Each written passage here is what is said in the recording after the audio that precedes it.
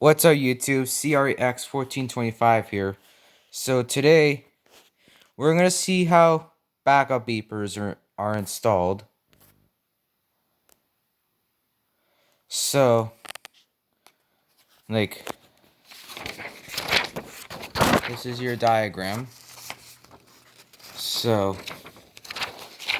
you want so this camera there. See, like, this is how it installs. Like, so you have so you hook up.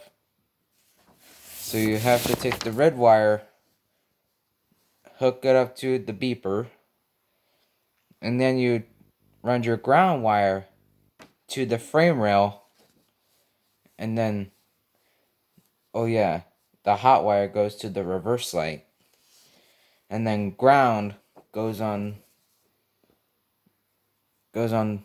like a bare piece of metal, and then the hot wire usually runs all the way to the engine bay, which means you'll get 24 or 12 or 14 volts.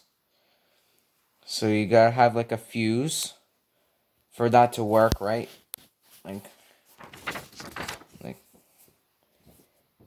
Like the place to mount your backup beeper is like, you can like mount it like somewhere like between your license plate, your rear bumper, or on the frame rail, whatever you want to mount it. So ground goes to bare metal. So I know hooking up backup beepers is pretty cool piece of technology. Where you can install whatever location you want. Like, you can install it so you wanna take a piece of your tubing, run it all the way back, all the way to the engine bay. Like, ground can actually be on the back, or you can use like a chassis ground. So there's the battery location.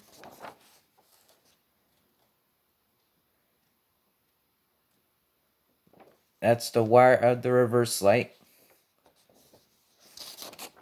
That's how a backup beeper is. Yeah, thanks for watching. Please like, comment, and subscribe. That's how you install backup. That's how you install backup beepers on your vehicle. Yeah. See you next time. Until next time, peace.